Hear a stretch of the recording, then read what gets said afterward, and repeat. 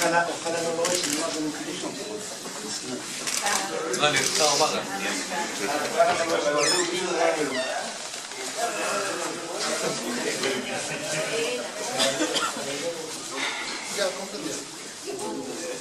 Bueno, nuevamente queda demostrado que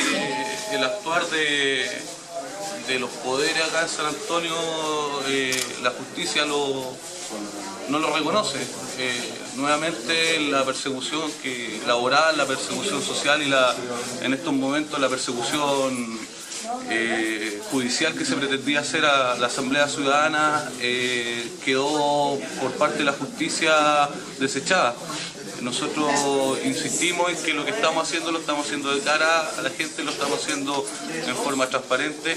y no pretendemos ser héroes ni nada por el estilo, pero sí queremos dejar en claro que nosotros como Asamblea Ciudadana seguiremos nuestros movimientos de denuncia, nuestras acciones de denuncia, que nosotros como Asamblea Ciudadana este tipo de acciones por parte de la policía y por supuesto por parte que nosotros tenemos muy claro que la gobernación provincial más fuerza nos dan, ya que queda desechado estos sesgos de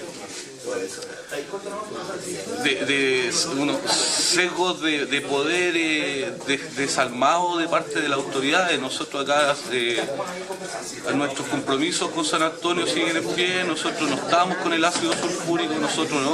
no queremos una expansión portuaria como la que está proponiendo en estos momentos la empresa portuaria. Nosotros queremos una ciudad que sea amigable con un puerto, una industria que sea amigable con la ciudad.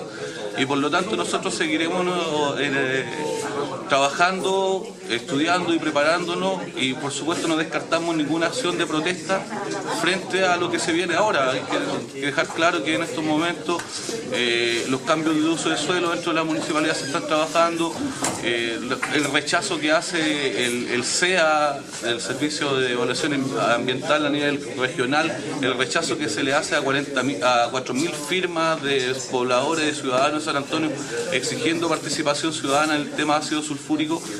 el cual fue rechazado, nos parece totalmente absurdo y lo único que nos queda en estos momentos a nosotros, que hemos agotado todas las instancias, es la protesta y seguiremos haciendo protesta y esperamos no volver a tribunales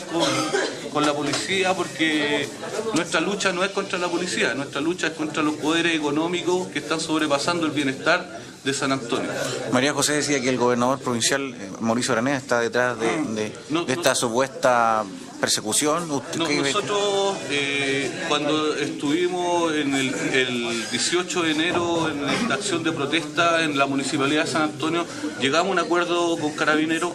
de que nosotros nos bajábamos de la techumbre de la municipalidad, nos hacían un control de identidad y posterior quedábamos citados por desórdenes públicos. Todos estuvimos de acuerdo en eso porque también sabemos cuáles son las causas de las consecuencias de nuestras acciones. Y en esos momentos, al momento de que nos bajamos del techo de la municipalidad, llegó un piquete aproximadamente de 15 carabineros en forma violenta a detener a César y a mí. Y fue por una orden emanada directamente de la gobernación provincial, y eso lo sabemos nosotros. Por lo tanto, le decimos al señor gobernador Araneda, le quedan muy pocos meses de cargo, que recuerde él que es parte de San Antonio, un ciudadano de San Antonio, y que ya su cargo político le queda muy poco y tiene que ponerse en la postura de un poblador común y silvestre. Nosotros queremos que San Antonio se desarrolle, nosotros queremos que San Antonio avance, pero no de la forma que la están planteando los grandes industriales, ni en estos momentos el alcalde de San Antonio. El gobernador de San Antonio sería importante que él también diera su opinión respecto a lo que está sucediendo, que nuevamente a dirigentes sociales se los trata de criminalizar y la justicia nuevamente dice que no somos criminales. Y por lo tanto todo el gasto económico que se hizo respecto a esto se le carga a la población, se le carga al país. Hay que tener un poco de conciencia cuando se hacen ese tipo de denuncias o cuando se le exige a las policías que actúen de una u otra forma, porque la labor profesional de las policías en el caso nuestro no se notó la labor.